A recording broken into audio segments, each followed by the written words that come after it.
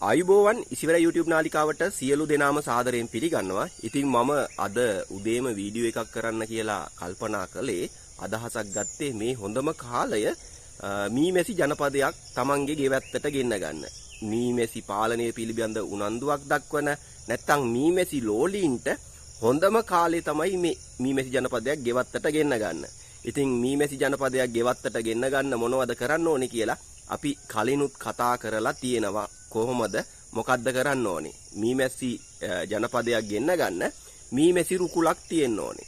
මීමැසි රුකුලක් අපි ගෙවත්තේ තියලා තියන්න ඕනේ. මේ මීමැසි රුකුල් කියලා ගත්තාම විවිධාකාර ඒවා අපිට හදලා ඉදිරිපත් කරන්න පුළුවන්.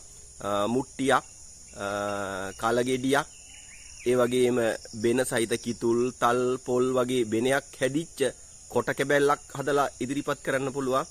පරණ මීමැහි පෙට්ටියක් නැත්තම් වෙනත් හදාගත්ත පෙට්ටියක්. මේ ඕනම එකකින් අපිට පුළුවන් මේ රුකුලක් හදා ගන්න. ඉතින් මම දැක්ක එකක් තමයි පරණ මීමැසි පෙට්ටිය. ඒ කියන්නේ මීමැස්සෝ ගොඩක් කාලයක් වාසස්ථානයක් විදිහට කරගෙන පරණ වෙච්ච පෙට්ටියට මීමැස්සොන්ගේ අවධානය වැඩි වගේ තමයි දැක්කේ. ඕම් බලන්නකෝ මම මේ වීඩියෝ එකේදී පෙන්නන්නම්. දැනට සති දෙකකට වගේ උඩදී මගේ ගෙවත්තේ තැනක ස්ථානගත කරලා තිබිච්ච මීමැසි පෙට්ටියට පරණ මීමැහි පෙට්ටියට මීමැස්සෝ එන හැටි. එයාලා ඒක හොයාගෙන ඒක බාර ගන්න හැටි බලන්නකෝ. ඔන්න රුකුලකට මීමැස්සෝ එන අවස්ථාවක් තමයි මේ පරණ පෙට්ටිය. මේක රාමු ටික දාලා පිළිවෙලකට හදලා තියෙන පෙට්ටියක්. රාමු ටික ඇතුලේ තියෙනවා. ඊට පිළිවෙලකට තියලා තියෙන. දැන් එයාලා පෙට්ටියට ඇවිල්ලා රිංග ගන්නවා රුකුලට මේ. ඕ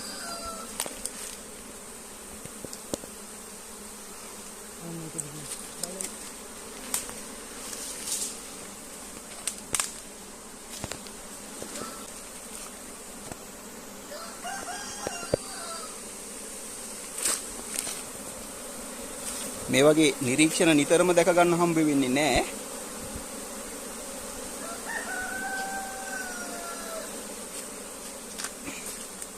මොකද අපි මීමැස්සෝ ඇසුරු කරනකොට තමයි අපිට මේ වගේ නිරීක්ෂණ දැක ගන්න ලැබෙන්නේ. මොකද මීමැස්සෝ නැති පරිසරයක මේ වගේ දේවල් දැක ගන්න බෑ. අපි පේනවද මේ එලා වටෙන්ම රින්ගනවා. මේ සිදුරු තියෙන තැන් හැම තැනකින්ම යනවා පෙට්ටිය ඇතුළට යන්න හදන්නේ.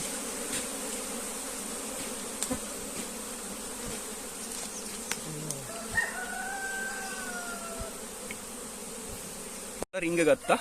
මම මෙතන මේ උඩ තිබිච්ච ඉඳ අඩමානට තිබ්බේ ඒක කොහොම හරි දිරලා මේ පුටුවක් කැඩිච්ච පුටුවක් අරගෙන ඒක උඩින් තිබ්බා. ඒ පුටු උඩින් තියලා තමයි යන්න ඇරිය ඇතුළට. තාම එන ගමන් ඉන්නේ කට්ටිය. මේ අබලන් වෙච්ච පෙට්ටිය. පේනවද? පොඩ්ඩක් උඩින් ඇරලා බලමු කොහොමද කියලා ඒගොල්ලන්ගේ. මේ මොකද සතෙකුත් ඉන්නේ. ඕ පෙට්ටිය ඇතුළට රිංගලා ඉවරයි. සතෙකුත් ඉන්නවා. ඒක වයින් කරන්න හරි. ඒ වගේම තමයි දැන් මේ මීමැණන් ඇවිල්ලා මාසයක් විතර ඇති. මම ඒ රුකුලක් තියලා මීමැසි ජනපදයේ ගෙවත්තට ගෙන්න ගත්ත එක. අපි එහෙනම් ඒකත් පොඩ්ඩක් බලමුකෝ. මේ තියෙන්නේ මගේ පසුබිමේ තියෙනවා. මේ තියෙන්නේ මෙන්න මෙතන මේ කලේ. අපි බලමු ඒක කොහොමද තියලා තියෙන්නේ කියලා. මම මීමැසි ජනපදයක් ගෙන්නවා ගන්න කලයක් තියෙන හැටි කලින් කියලා දීලා තියෙනවා. ඉතින් ඒ න්‍යායන්ට පටහැනිව තමයි මේක තියෙන්නේ. පොඩ්ඩක් බලමුකෝ අපි. මීමැසි ජනපදයක් ගෙන්න ගන්න රුකුලක් තියෙනකොට වැදගත් වෙනවයි කියලා කතා කරා. ගොඩක් කැමති මේ කලගෙඩියට මීමැස්සෝ මම දැක්ක විදිහට. ඒ වගේම පරණ මීමැහි පෙට්ටියටත් ඒගොල්ලන්ගේ ආකර්ෂණයක් තියෙනවා. මම කලින් අවස්ථා කීපකදීම පෙන්නලා ඇති මගේ ගෙවත්තේ තියපු කලවලට මීමැස්සෝ ආපු ඒවා. බලන්නකෝ.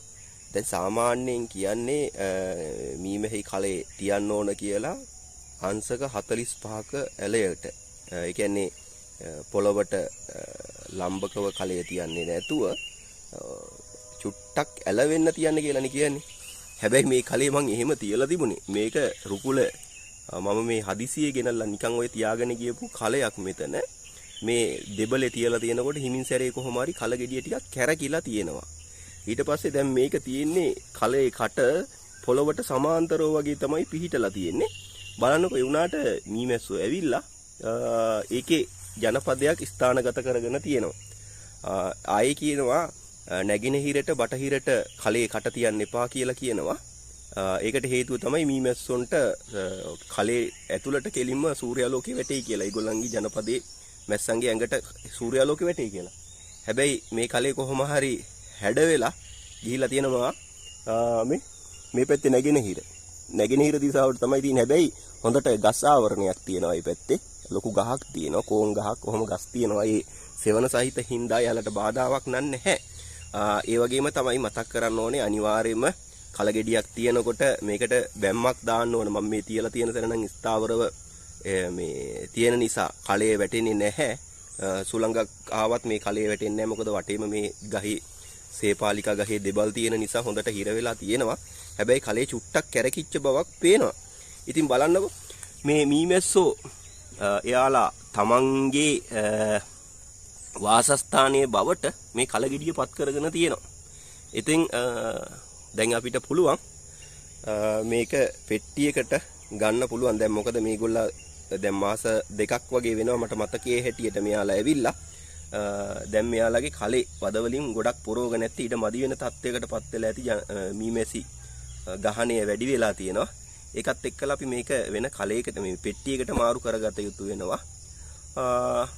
ඉතින් කියන්න උත්සාහ කරන්නේ මම මේ වීඩියෝ එක හරහා මීමැසි ජනපදයක් ගෙන්න ගන්න හොඳම කාලය දැන් උදා වෙලා තියෙනවා. අපි වියලි කලාපයේ මට නම් දැක්කේ සාමාන්‍යයෙන් නොවැම්බර් වලින් පස්සේ මේ දිගටම මීමැසි ජනපද ගමන් මැස්සෝ යනවා දැක්කා. විවිධ ස්ථාන මාරු කරගන්නවා දැක්කා. සාමාන්‍යයෙන් ජනවාරි ඉඳලා මැයි වෙනකම් මීමැස්සෝ එයාලගේ ව්‍යාප්තිය සිද්ධ කරගන්න කාලේ විදිහට මට දැක ගන්න පුළුවන් වෙලා තියෙනවා හරියටම බැලුවොත්. ඉතින් මේ කාලේ මීමැහි කලයක් ගෙවත්තට එකතු කරගන්න. ඉතින් ලොකු වෙහෙසක් දරන්න ඕනේ නැහැ.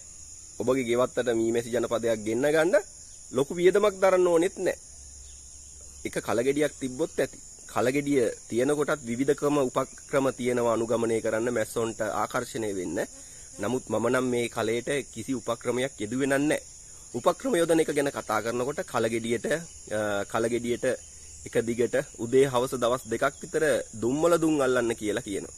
නැත්තම් දුම්වල ඉටි ටිකක් උණු කරලා කලගෙඩිය ඇතුලේ තවරන්න කියලා කියනවා. නැත්තම් මීපැණි චුට්ටක් කලය ඇතුලට දාන්න කියනවා. මී ඉටි ටිකක් තවරන්න කියනවා. ඔන්න ඔය වගේ දේවල් මීමැස්සෝ ඉක්මනින්ම ගෙන්න ගන්න හොඳ අභිපේරණයක් කරන්න පුළුවන් කියලා සඳහන් වෙනවා. සමහර වෙලාවෙදි මම මේ උපක්‍රම භාවිතා කරනවා. අර පරණ මීමැහි පෙට්ටියට එන්න ඒගොල්ලන්ගේ ආකර්ෂණය වැඩි වෙන්න හේතුවක් වෙන්නේ නැති ඒගොල්ලන්ගේ ඉඳපු සුවඳ, ඉටි සුවඳ ඒ පෙට්ටියේ තියෙන නිසා. ඒ වීඩියෝ එකේ දර්ශන ටිකත් මම මෙතෙන්ට ඇතුළත් කරලා තියන්නම්කෝ බලන්නකෝ. එහෙනම් ඔබේ ගෙවත්තටත් අනිවාර්යෙන්ම කලගෙඩියක් ගෙනල්ලා තියාගන්න. කලගෙඩියක් ගන්නකොට අපිට රුපියල් 700ක් 800ක් 1200ක් වගේ වෙයි හොඳ කලයක් ගත්තොත්. ඔය වළං විකුණන තැන්වල තියෙනවා බිඳිච්ච කල. ඒක අඩුවට ඉල්ල ගන්න පුළුවන් ඒගොල්ලන්ගේ. අරගෙන ගෙනල්ලා ගෙවත්තෙන් තියන්න. එකක් තමයි ගෙවත්තේ තියෙන භෝගවල අස්වැන්න ඉහළ යනවා. මීමැසි පාලනය කරන්න බලාපොරොත්තු වෙනවා නම් ඔබට මී පැණි ලබා ගැනීමේ හැකියාව තියෙනවා.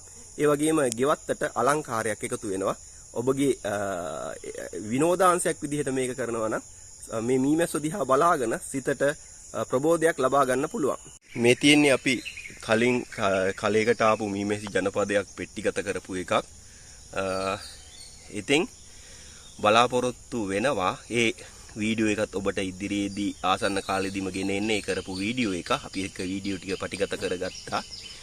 ඒ වගේම තමයි උනන්දුවක් දක්වන කෙනෙකුට හැකියාව තියෙනවා. අපි අර කලගෙඩියක් තියෙනවනේ. ඒක පෙට්ටිගත කරන්න බලාපොරොත්තු වෙමින් ඉන්නවා. කැමති කෙනෙකුට ඒකේ ප්‍රායෝගික වැඩසටහනත් එක්කලා එකතු වෙන්න හැකියාව තියෙනවා. කැමති නම් කැමැත්ත පළ කරන්න. මට කතා කරන්න. අනුරාධපුරාවට කෙනෙකුට හෝ ආසන්න කෙනෙකුට එන්න පුළුවන්. අපි සුදුසු දවසක් යොදාගෙන ඒ කටයුත්ත කරමු. එහෙනම් සමුගන්නට මත්තෙන් මතක් කිරීමක් කරනවා. ඉසිවරේ YouTube නාලිකාව subscribe කරපු නැති කෙනෙක් නම් subscribe කරලා අපිත් එක්ක එකතු වෙන්න. ඒ වගේම bell icon එක click කරලා තිබ්බොත් අපේ වීඩියෝ එකක් දාපු ගමන් ඔබට පුළුවන් අපේ වීඩියෝ නරඹන්න. ඒ වගේම like කරලා share කරලා සහයෝගයක් දක්වන්න කියලා මතක් කිරීමක් කරනවා. වීඩියෝ එක share කළොත් මේ තවත් මේ පිළිබඳ උනන්දුවක් දක්වන බොහෝ දෙනෙකුට ලොකු රුකුලක් වේවි මේ වීඩියෝ බලන්න. එහෙනම් ගිහින් එන්න නැවතත් මෙවැනිම වූ අගනා වැඩසටහනකින් හමු වෙමු. අයිබෝවන්.